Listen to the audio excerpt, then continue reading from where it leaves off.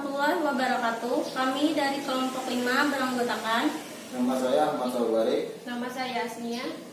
Nama saya Ista Anissa Putri. Nama saya Ahmad Aryadi. Kami ingin mempresentasikan hasil diskusi kami tentang sains dan teknologi untuk memenuhi mata kuliah, materi, dan pembelajaran IPA di Sains dan teknologi.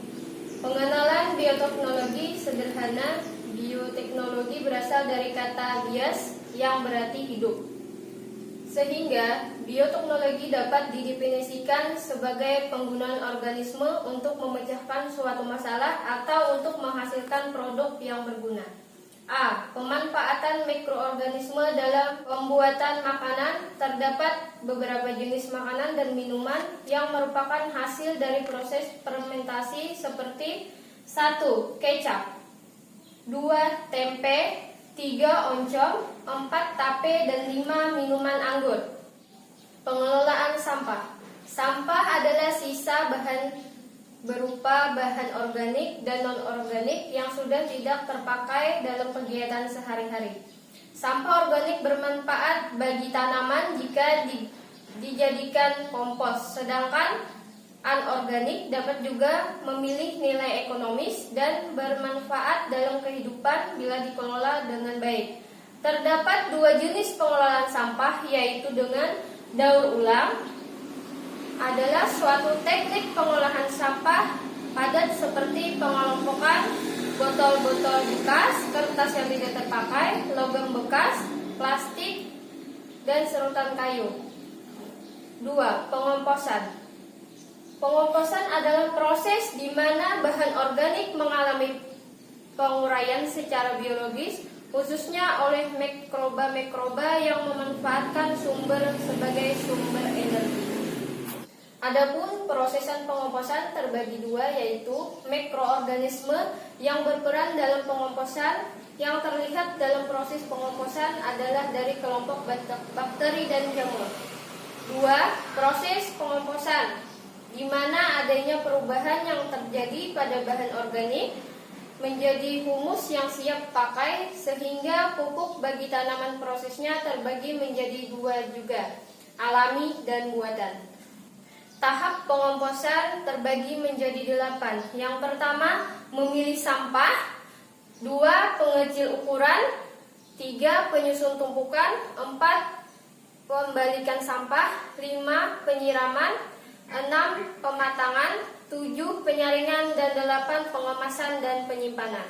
Adapun manfaat dari kompos, bermanfaat bagi aspek ekonomi, lingkungan, tanah dan tanaman, dan juga adapun jenis-jenis kompos: kompos daun-daunan, kompos jerami, kompos organik, dan kotoran ternak.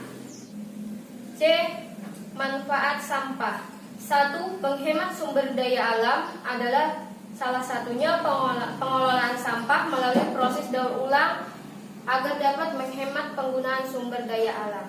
Kedua, penghemat energi, di mana sampah organik seperti kotoran ternak, ampas tebu, dan lain-lain dapat digunakan sebagai penghasil biogas. 3. Penghematan lahan tempat pembuangan sampah atau TPS. Seperti di kota-kota besar, keterbatasan lahan apalagi untuk digunakan sebagai TPS.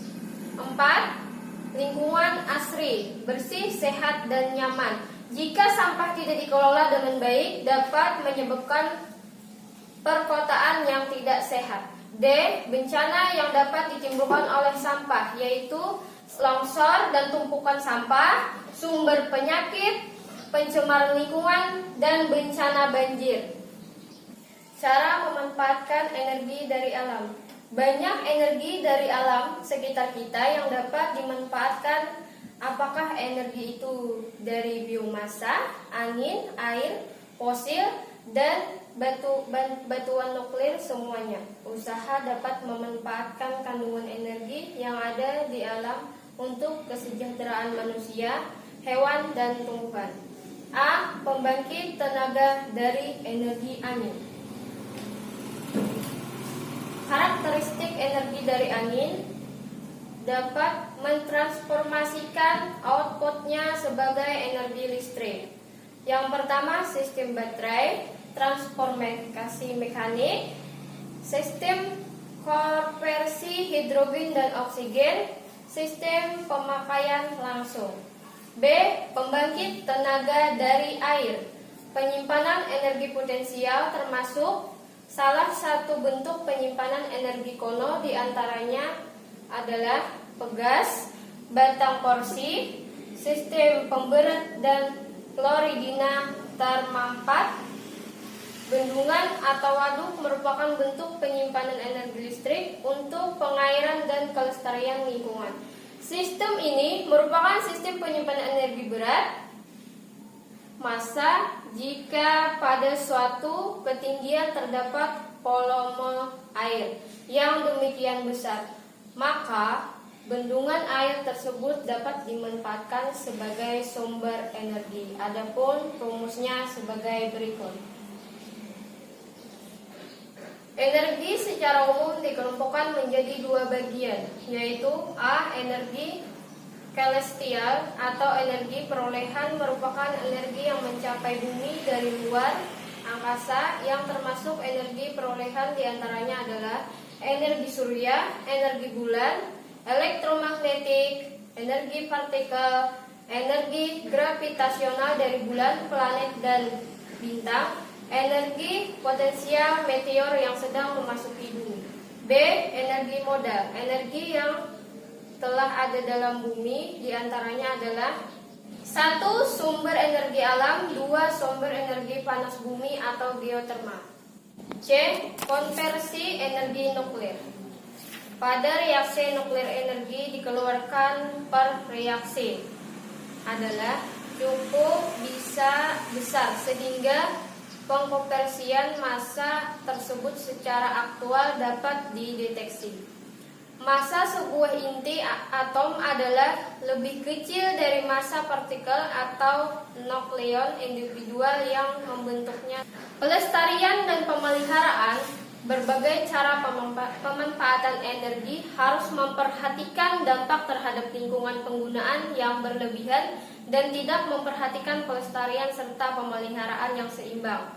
Berakibat pada kerusakan ekologi harus sesuai dengan pertimbangan 3E, yaitu energi, ekologi, dan ekonomi.